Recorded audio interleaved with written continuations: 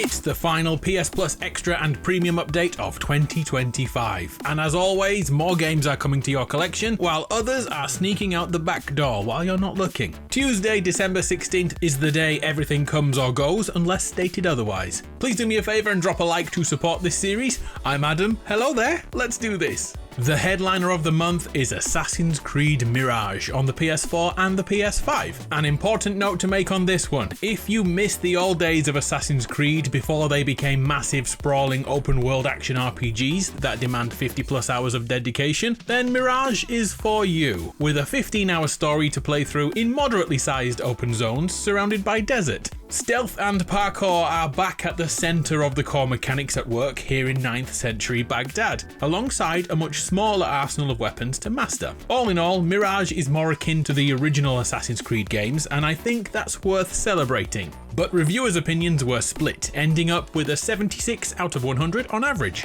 Oh, and since then, a new free DLC dropped, expanding the story.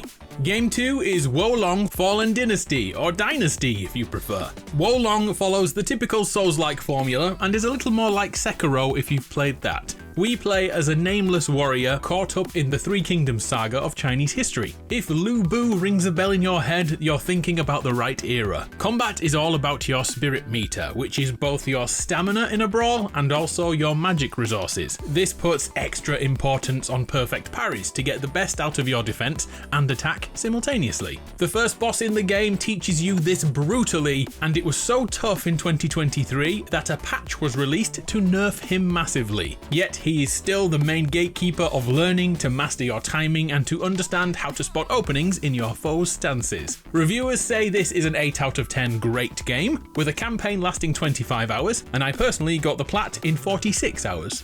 Next on the PS5 is Planet Coaster 2, a construction and management sim that asks us to build and evolve the world's greatest theme park. We start off with a meager budget. It's quite restrictive, yet with enough time and effort your ratings will soar and more people will come to spend their money, allowing you to build more extravagant rides as you go. Just make sure you have janitors cleaning up the vomit on the paths, please. Planet Coaster 2 gives us 9 distinct themes to choose from, such as a pirate cove or a Wild West saloon, and even a Viking Valhalla. If you like this but not the managing budgets, there is a creative mode that does away with that mechanic and you are free to spend without any barriers. Planet Coaster 2 average review score is 76 out of 100, and as this is a never-ending game, you'll need upwards of 100 hours to grab the elusive platinum. Granblue Fantasy Relink is next on both PS4 and PS5. The action RPG makes us the captain of a sailing crew, yet we're not on water, we are sailing through the clouds, searching for a legendary island to explore, Estalucia. We build a party of 4 to battle anything that stands in our way, and each crewmate has their own weapon type and harnesses different skills and combat styles, allowing us to chain and combine attacks within the team. And all that battling is in real time.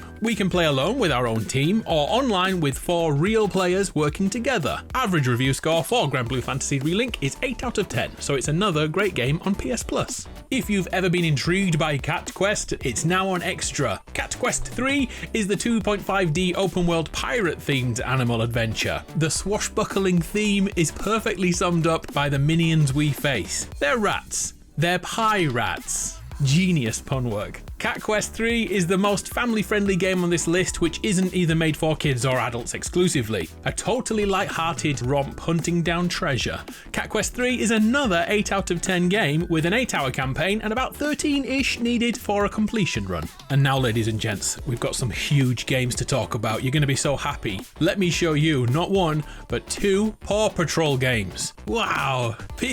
Paw Patrol Grand Prix and Paw Patrol World on both PS4 and PS5. Grand Prix is indeed a racer with 9 hours of content, and World is a whole sandbox of exploration utilising each of the pup's core strengths. Like Chase here, who I think is a member of ICE.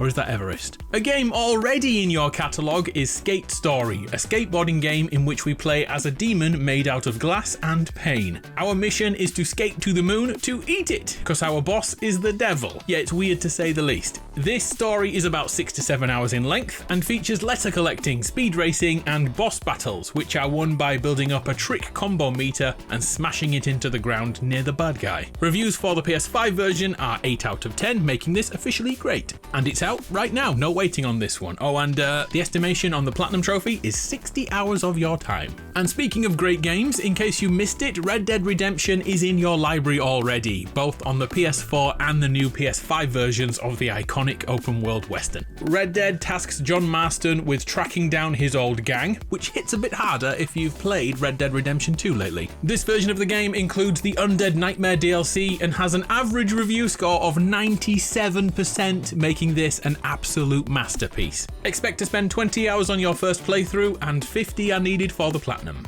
And get this, Sony tells us the PS Plus Essential game this month, LEGO Horizon Adventures, is officially part of the catalogue update, which makes me think that game was not initially intended to be on Essential, and that would also explain why we got 5 games on that tier, which is usually just 3. Either way, Horizon Adventures is a great little game that retells Aloy's Zero Dawn story, but in the most upbeat and family-friendly way ever, the way that only LEGO can do. Story takes 7 hours, Platinum takes about 12. There's a game in your backlog right now that received a pretty hefty update this past week. Fallout 76 and the Burning Springs update. This free update links the game to the TV show, which comes back for its season 2 next week. The Burning Springs is actually Ohio. We are going to Ohio 10 years after the meme to become a bounty hunter for the Ghoul in the show. This area is run by an intelligent super mutant known as the Rust King, who will be your nemesis alongside new public events and other discoverable missions. Fallout 76 has been out for years, and the update is out right now.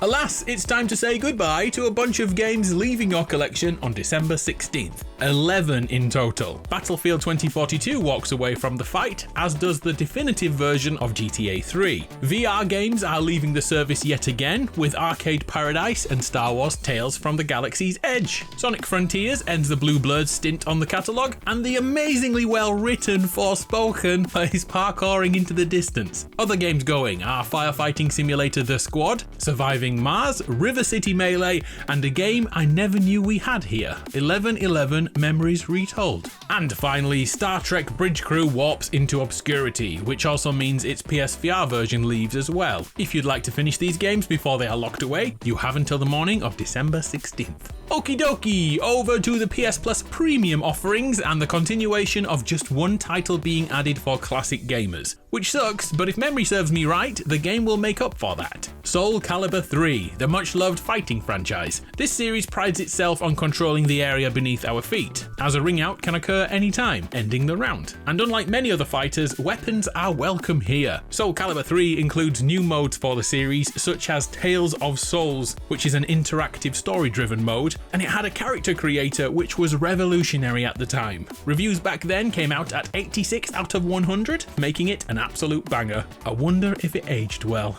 So that's all our games. Are you happy, sad, delighted, mad? Please let me know in the comments. I'm Adam, you're awesome, it's been a pleasure. Have a great Christmas time.